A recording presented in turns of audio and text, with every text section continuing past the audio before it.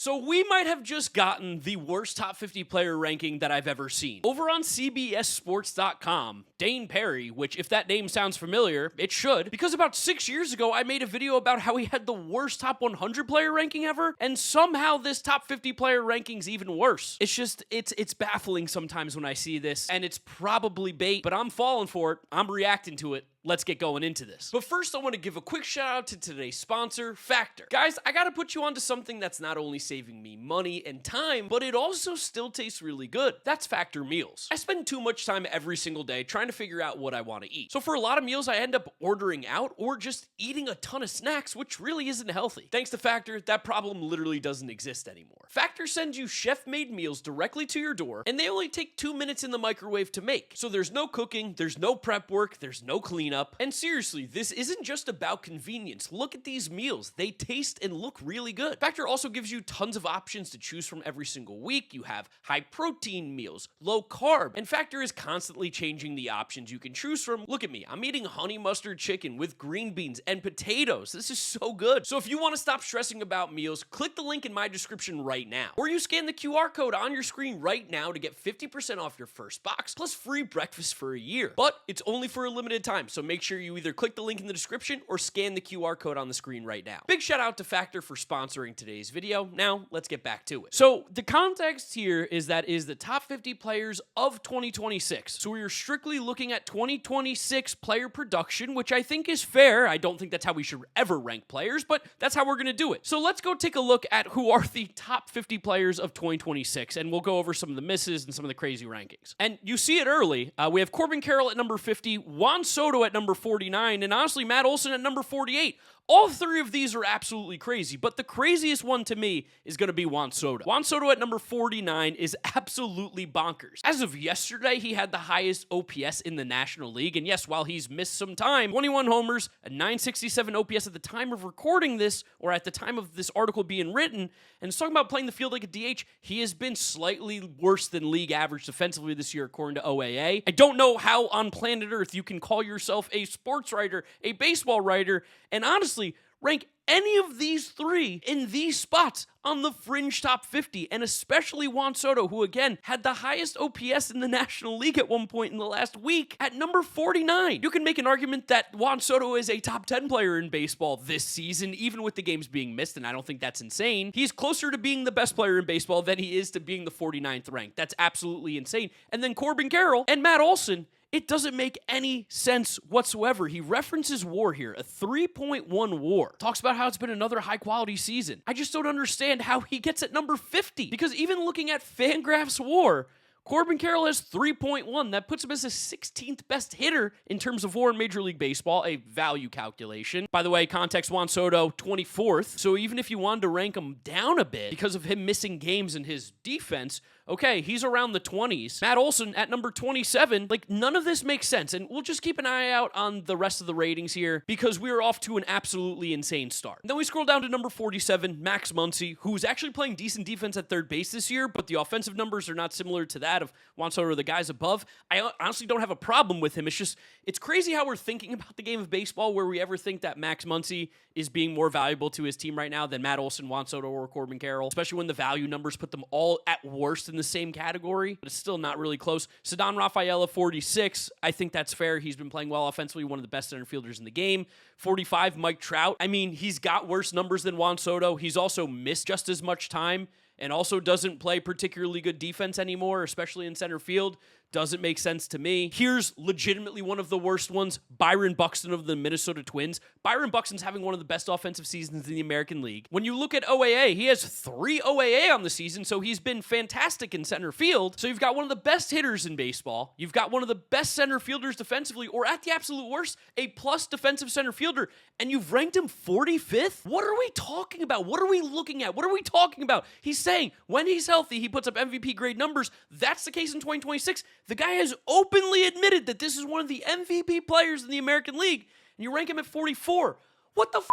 What the f*** are we talking about? Yandy Diaz, 43, great. Yandy's having a great season. He should be ranked here. You have an argument he could maybe ranked higher. Brian Reynolds, 42. Brian Reynolds is having an incredible season. I can't wait to see some of the guys ahead of him. Brian Reynolds has been great this year. Justin Robleski at number 41, he's been really good, and I have a feeling that this is going to be heavily skewed to pitching. For this year, 100 innings at 2.69 ERA, he's been great. Sure. Has he been better than Juan Soto? Has he been better than Byron Buxton? Has he been better than Matt Olson, Brian Reynolds? I don't think so. I feel like that's crazy. Number 40, Riley Green. I can tell you someone who's not been better than a lot of the names I've listed. Riley Green, who has been good. Like, what's the way that we come up with these rankings? I know that my rankings are not perfect. I have been wrong many of times, but there's at least a consistency. I don't know what the grading criteria, what the ranking criteria is for Dane Perry here. Number 39, Nick Martinez. Okay, so like he's thrown 5 more innings than Justin Robleski, has the same ERA essentially, but I could get it just simply from the brain dead take of lower ERA, more innings. Okay, let's keep moving on here. At number 38, Jesus Luzardo.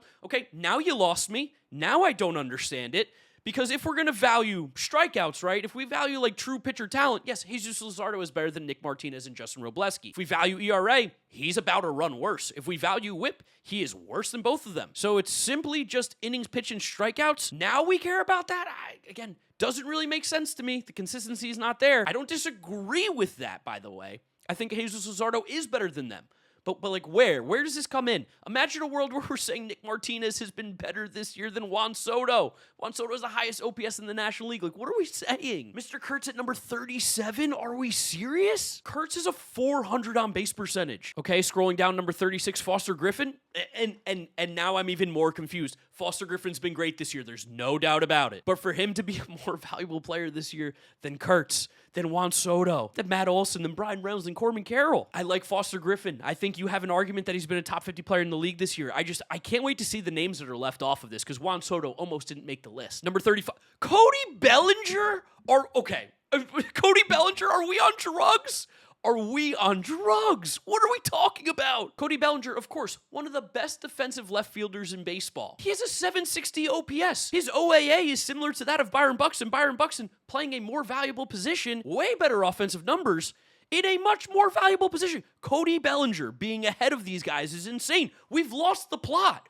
We no longer seem to make any sense. The planet that we're living on, Cody Bellinger in 2026 is a more valuable player this year than Byron Buxton, than Juan Soto, than Corbin Carroll, who also plays a similar position, corner outfield, a much more valuable one in right field, than Matt Olson, than Brian Reynolds, who has better numbers at everything. What in the world is happening? He cites taking an extra base as one of the reasons why. Oh my God, what even is that stat? What are we talking about? Like, Cody Bellinger is having a completely solid season. He's 35th in F-WAR, 2.6, puts him in the likes of some of these other players that I don't think are going to make this list. His base running, by the way, according to Fangraphs and their base running metric, is about league average. It's nothing particularly to write home about. What are we talking about? What are we saying? Okay, Cody Bellinger is crazy. Tristan Peters, number 34. While we know he's not better than some of the guys previously listed, he's had a phenomenal year. Cool, fine with it. JJ Weatherholt, sure. Second base defense, absolutely fantastic.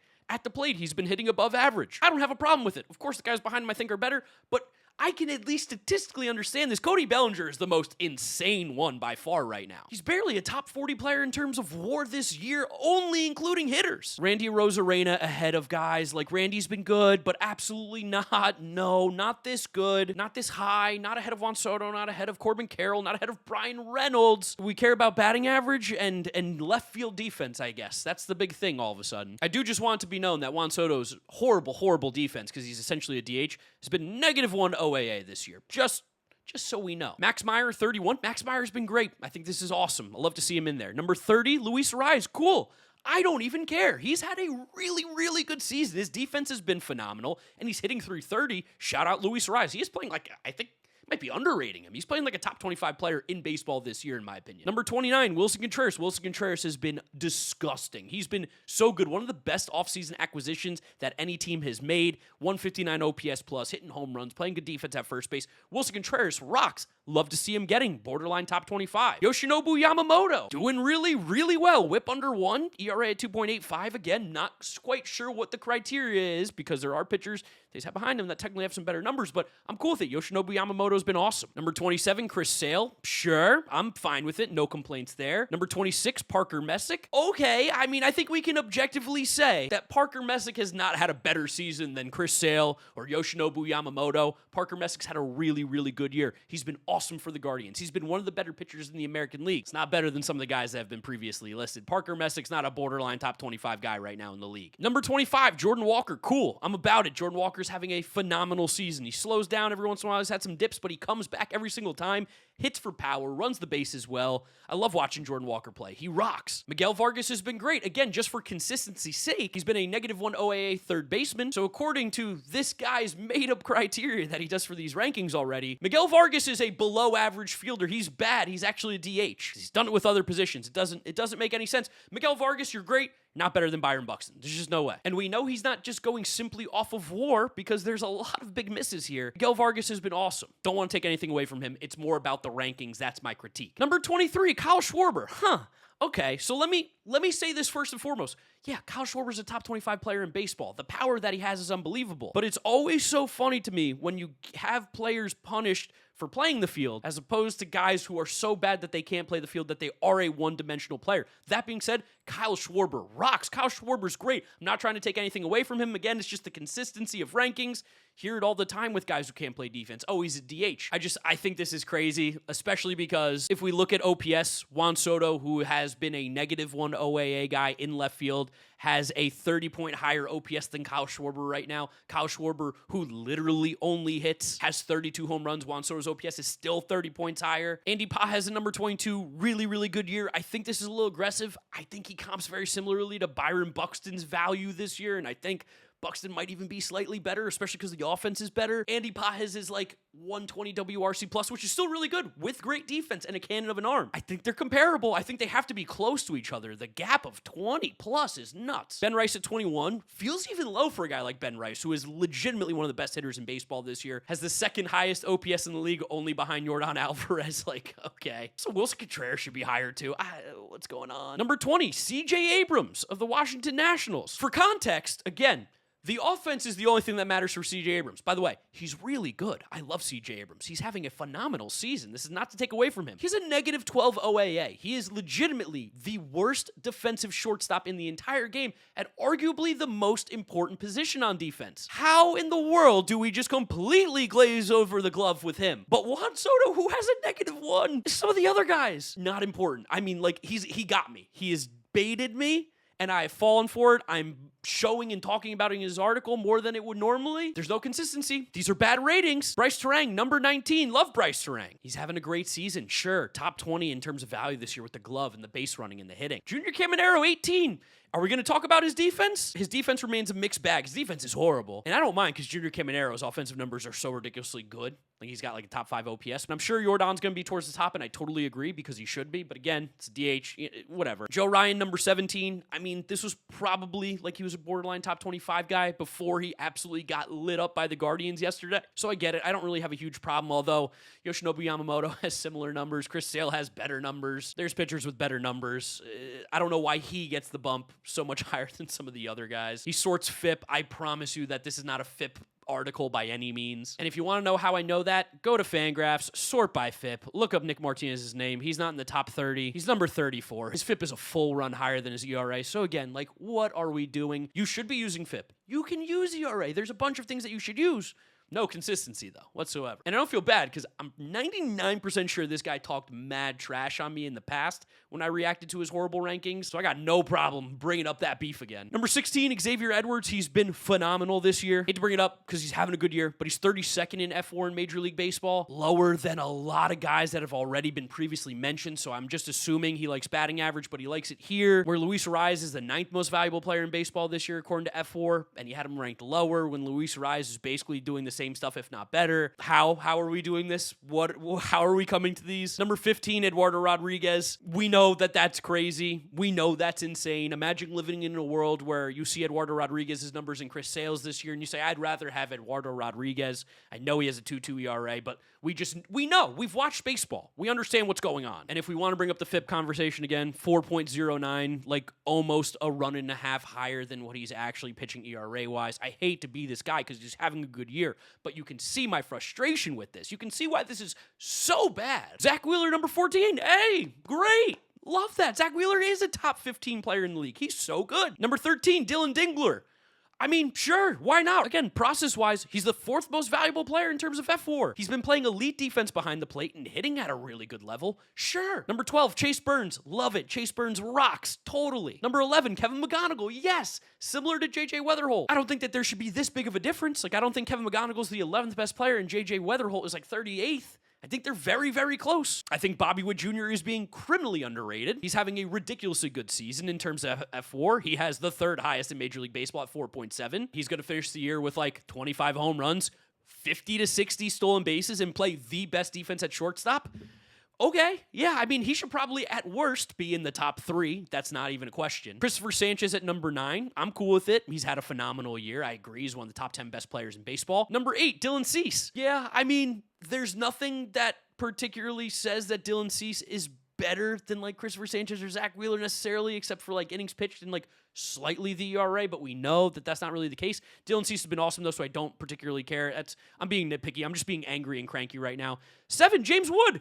Hey, there we go. Don't look at James Wood defense in the outfield because that would tell you he's a DH. Don't look at it. Don't look at it. Don't mention it. Don't penalize him for it like you did other players. Now, I think James Wood should be inside the top 10 of players right now because the defense matters that little when you hit as good as he does. But the real only difference right now between him and Juan Soto is that James Wood has been a better base runner while being a much worse outfielder. Feels like they got to be in the same category unless you really care about the 20-game difference. Juan Soto's played 82 games. It's not like he's played 30. Number 6, Cam Schlittler. Totally.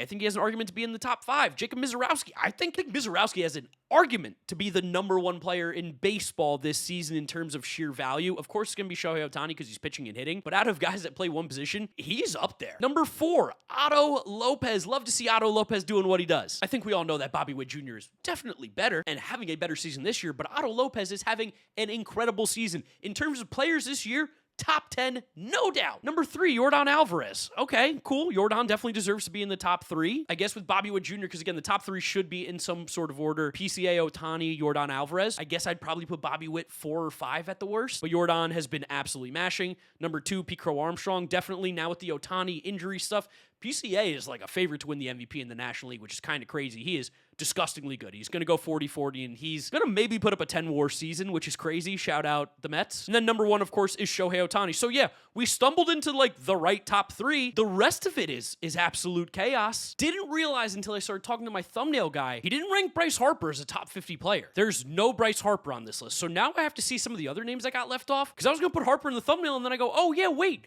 he didn't rank Bryce Harper. Also, was Dylan Dingler the only catcher to be ranked? Is there no Shea Langoliers on here? Just looking at Fangraphs right now, no Ellie De La Cruz. That's crazy. That's actually nuts. He has the 12th most F4 in Major League Baseball, and he was not ranked on this. You have to be so stupid. I mean, I wouldn't rank Brian Rocchio, but you can make an argument that he deserves to be there. Michael Harris has been really good this year. Why is he not on the list? Obviously, no Bryce Harper, which is crazy. No Freddie Freeman. That also feels nuts. No Jonathan Aranda. Wow. We're missing a lot of really good players here. So he seems to no Aaron Judge too, now that I think about it. I know he's been hurt, so that's probably why. Wow, this is crazy. Some of the other big names, no Brandon Lau, yeah.